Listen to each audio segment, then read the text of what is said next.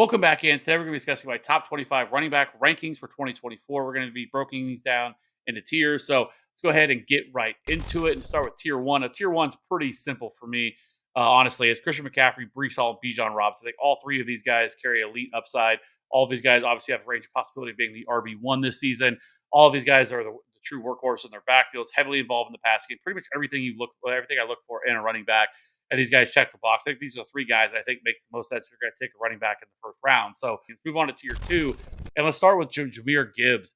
And he was actually somebody that I was actually considering putting inside this tier of tier one, but I think he's just outside of it. I don't mind his ADP right now at 12th overall. I think he's pretty safe, especially if you want to go with like a AJ Brown, Puka Nakua going at the back half of the first, maybe a Marvin Harrison, and then coming around at the turn and getting a Jameer Gibbs. I think is a really, really good start, kind of a hero RB approach here. But in 15 games last year, he was phenomenal. Seventh in 2 yards per carry, second explosive run rate, ninth in missed tackles forced per attempt, and 15th in yards after contact per attempt. Yeah, he was also eighth in fantasy points per game last year with 11 touchdowns. Now, something to keep in mind here that early in the season they kind of were bringing him together slowly, and there was a lot of complaints, about David Montgomery's getting a lot more touches. He was getting pretty much all goal line carries, but that kind of changed. Weeks 10 from 18, once David Montgomery came back from injury, Gibbs actually only received one less goal line carry than David Montgomery did. So I definitely think that is something to keep in consideration this year. And we know he's going to be heavily involved in the passing game. So Jameer Gibbs, I think, is a very, very good running back. Somebody that I have no problem taking if you can get him early second round. Even if you want to take him late first, I don't mind it. I think the upside is certainly there. And I think he could actually take on a bigger workload this year than he did last year. Let's move on. Let's talk about Saquon Barkley. He's RB6 or 15th overall right now in his current ADP. Now, the one thing I'll say about him is, yes, while I think he's going to lose some opportunity in terms of his overall volume, he had an 84% opportunity share, which was second among all running backs last year. I actually think he could make up in efficiency because now you're going to be playing behind with Jalen Hurts, and we know that's going to open up running lanes. And honestly, Saquon Barkley has always been a super explosive running back. He was 15th in breakaway run rate last year, and he was doing that behind one of the league's worst offensive lines and one of the worst offenses overall in the league. And now he gets to go to Philadelphia, running behind one of the best offensive lines in the league.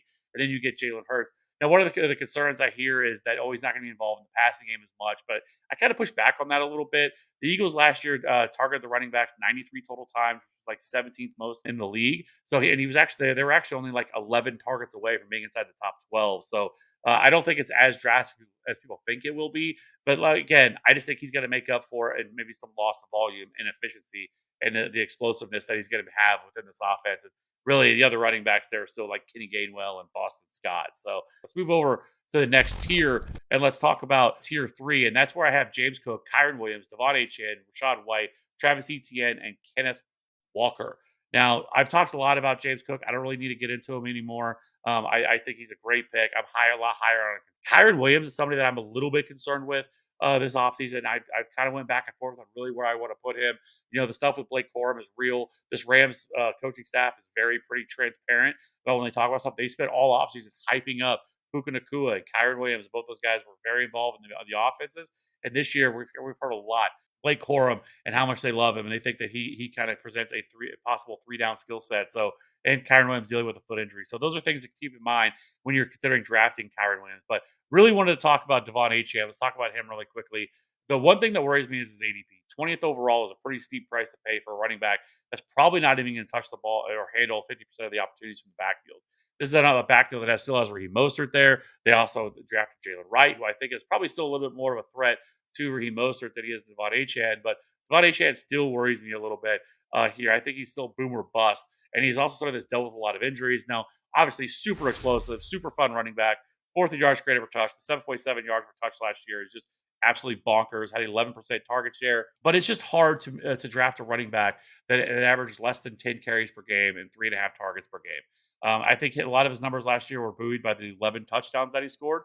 And really, the proof of it, he scored 17.3 fantasy points per game, but he was only 12.1 expected fantasy points per game. So I think there's definitely some boom or bust here to Devon Achane this year. And just that ADP has me a little bit worried about him. Let's keep it moving here. And I actually want to talk Kenneth Walker here within this range. Somebody that I feel like is a little bit disrespected.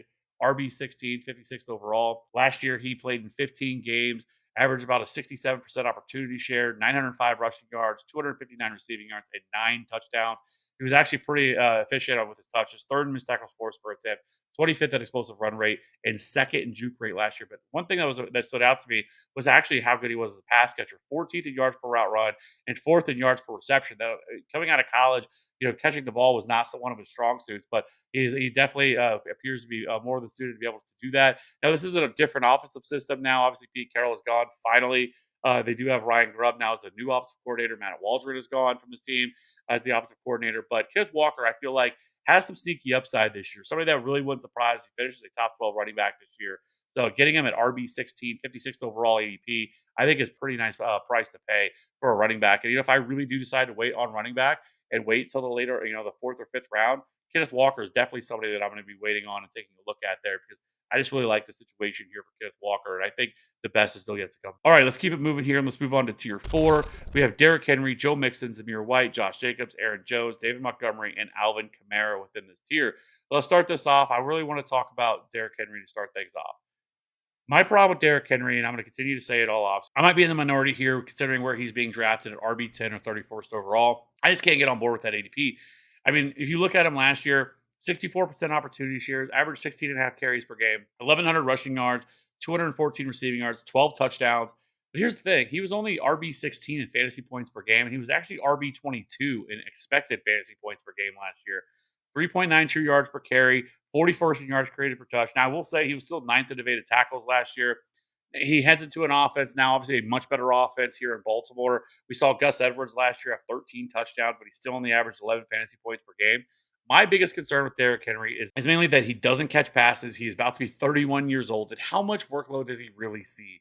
Are they going to be handing him 20 plus touches a game every single game? I don't think so. I think it's much more likely he could stay right around where he was last year with the Titans, where he does handle, 15 to 17 carries per game and, maybe 1.5 targets per game. And if that's what he's going to come in at, he's going to have to score a lot more than 12 touchdowns to pay off his asking price and his ADP. There are plenty of running backs that I would much rather draft over him. Guys like Isaiah Pacheco, who is going after him. Guys like James Cook, that's going after him. I just can't get on board with his ADP. I don't hate the player. And if his ADP would have stayed around the fourth or fifth round where he was going, back about a month and a half ago, I just think he's going to continue to rise. I don't think this is slowing down. Most people have him as like the RB6, RB7. I just can't get on board with that with the other running backs that are going there. I want running backs that are going to catch passes as well. He doesn't provide that, and he is past that prime where they're going to be handling him 300 touches. I just don't see him seeing 300 plus carries this year. I don't think it's in the range of his outcomes. So they're going to want to keep him healthy. I just don't think that he's going to see this massive workload that other people are projecting for him. They also took some hits to their offensive line of losing John Simpson and Kevin Zeitler on the inside, which is also going to hurt that offensive line. So I'm just not as excited about Derrick Henry at his ADP that everybody else is. And really, why not just draft Joe Mixon, who's going at 54th overall off the board? And he is a very similar player. Went to the Texans, signed a new contract there. Is in one of the most prolific offenses in the league. I mean, I think this offense is going to be even better than it was last year. My only concern with Joe Mixon would simply be I also don't know how much pass work he's going to see. While he was very good as a pass catcher last year with an 11% target share, 11th in total routes run, and 16th in yards per route run as well, 376 receiving yards. The Texans last year only targeted running backs 71 times, which was the second lowest rate in the league. And I don't think that's something that's really going to change all that dramatically because they added Stephon Diggs, still have Nico, Tank, and Dalton Schultz. So I don't think he sees that much pass catching work, but double-digit touchdowns is definitely in the range of his possibilities. I still think he probably handles 70% of the opportunities because there's not a lot of running backs behind him.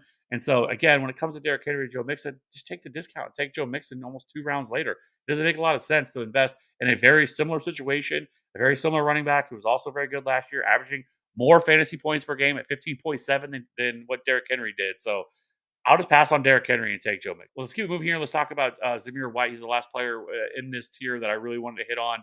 I love Samir White. I think his ADP is still kind of ridiculous. 80th overall, RB23. He was phenomenal last year and over the final 4 weeks of the season. Third in yards after contact per attempt, 15th in explosive run rate, and ninth in expected fantasy points per game. He also averaged 21 carries per game and 3 targets per game over that span. I just don't think he should be going where he's going. I think he's going to be the focal point of this offense. I'm not worried about Alexander Madison. He brought in Alexander Madison, absolutely cooked last year. And then they drafted Dylan Lobby in the 6th round. I do think Dylan Lobby, that Amir Abdullah role and get some opportunities there, but that's about much. I think Samir White is going to handle a heavy, heavy workload within this offense.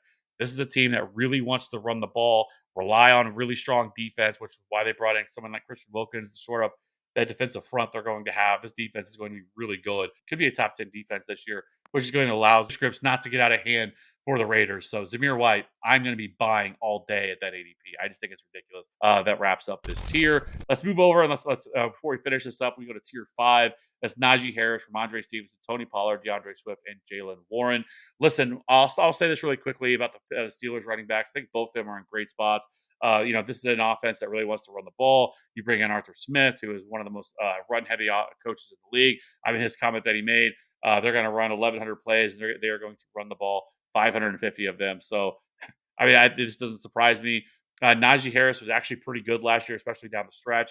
While I wouldn't want to draft him early, but where he's currently going at current cost, no problem. And I think Jaylen Warren is also another option here that I really like. Both these guys are going to see the ball a ton. So Najee and Jaylen Warren are both guys I think warrant to be RB2s this year for people. So, but I do want to hit on one other or two other guys here that I really wanted to focus on.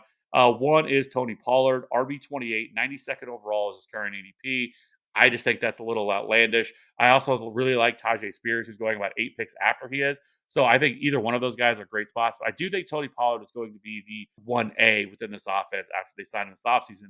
One thing that we should take away with, yes, I understand that most people got burned by him last year that drafted him in the early second. The great thing is now all that's gone. You don't have to worry about that. You're not taking him anywhere close to that. 92nd overall now for him. Last year, he had 1,000 rushing yards, 311 receiving yards, and 6 touchdowns. He still averaged 13.1 fantasy points per game on the season. But one thing that Tony Pollard talked about after the season that he didn't really start feeling right until about week 11. We start feeling like his old self again. Because remember, he suffered that pretty significant injury in the playoffs against the 49ers the year prior. And so he said he didn't really feel right until about week 11. And it shows because all of a sudden he started looking like the Tony Pollard that we always knew, the super efficient, effective running back that he was, when he was 17th in missed tackles forced per attempt, 12th in yards after contact per attempt, 18th in explosive run rate over that span. And he also scored 4 of his 6 total touchdowns over that same span as well. So now going to the Titans, this offensive line should actually be much better than it was last year. They drafted J.C. Latham in the first round. They also signed Lloyd Cushenberry, only allowed 1 sack last year, one of the PFF's highest graded centers in 2023. So I think this offensive line is also in a better shape than what it was last year. So Tony Pollard is somebody that I really want to get my hands on if I can here. Because I think he can actually bounce back in a pretty good way. And at current cost, I think he's a pretty safe value. And actually, overall, I really like this Titans offense. I think they're kind of a low key offense that can really take a pretty substantial step forward this year. Will Levis and company. So after adding Calvin Ridley, so the rest of these running backs, I think guys past this that I kind of consider putting in this tier 5 range. Guys like Zach Moss, Brian Robinson, James Conner. Though I'm worried about Trey Benson in that offense. Devin Singletary, I think, has a case to be made. Though I do like Tyron Tracy as a late round running back option. Ty Chandler is a running back that I really like late. So there's quite a few running backs that I actually like. I'll probably do a sleepers video to talk about a lot of these guys because there's a ton of running backs that I really like past this top 25 that I have here. And we'll get into more of this as things progress. We're only a couple weeks away from the start of training camp, so football is almost back here. So good to see that.